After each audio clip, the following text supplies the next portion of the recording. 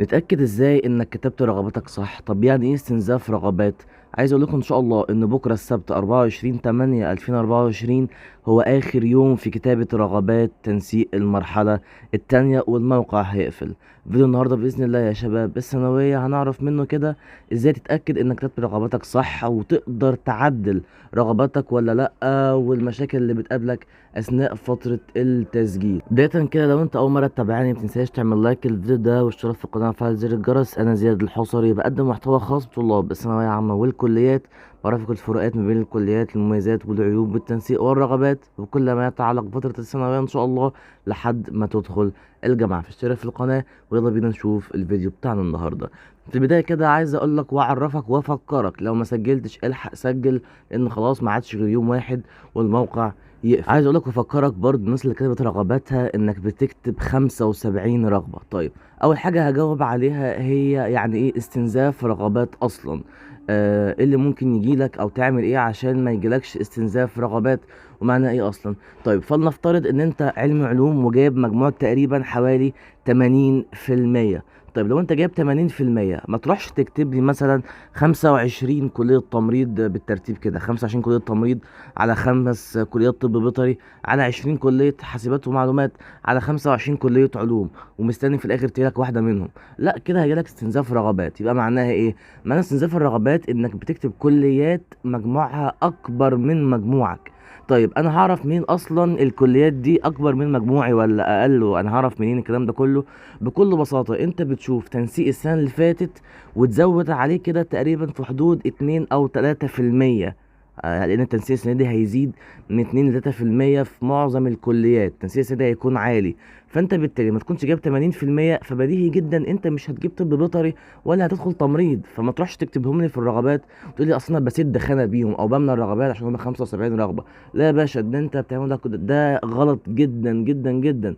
والمفروض انك في البدايه لو انت جايب 80% تكتب الحاجات القريبه من مجموعك في الاول خالص، وما تخلص اللي انت عايزه ترتيب رغباتك ابقى حط في الاخر اخر 10 رغبات يا عم، او 20 رغبه او 30 رغبه تمريض على بيطري او او سد بيهم خانات.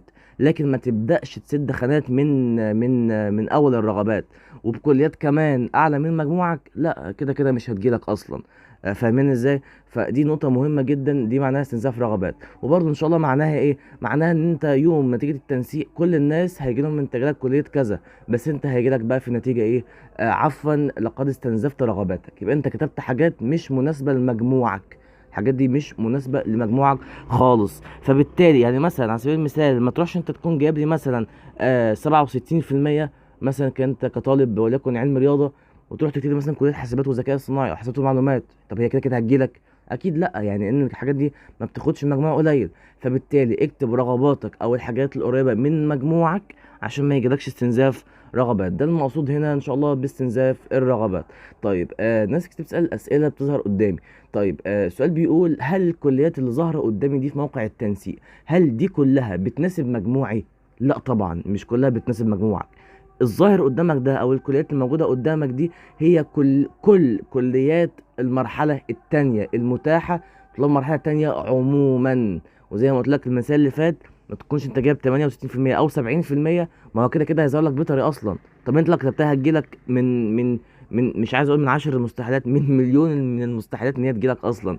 فبالتالي هم كاتبين كليه طب بيطري عشان اللي جايب مثلا 89% او 90% هو مرحله تانية يكتبها، لان هي مرحله تانية من تقريبا مجموعه تقريبا 64% لحد 90%، دي المرحله التانية. فهو بيكتب كل المجموع اللي يناسب المجموعه دي كلها، لكن مش كل ده يناسب مجموعك. انت بتكتب وتنسق رغباتك، والموقع هو بيختار لك على حسب اعداد القبول بالكليات. واتكلمت عن الكلام ده كله في فيديو قبل كده ان شاء الله، وهسيب لكم اللينك بتاعه في الديسكريبشن تحت. طيب نتفادى مشكله استنزاف الرغبات دي ازاي؟ بكل بساطه هتراجع تنسيق السنه اللي فاتت زي ما قلنا تاني، ونزود عليه 2 3%. طيب سؤال مهم برضه دايما الناس بتسالهولي، ازاي نتاكد انك كتبت رغباتك صح واتحفظت؟ طيب ناس كتير الدنيا بتكون مختلفه لحد ما معاهم شويه.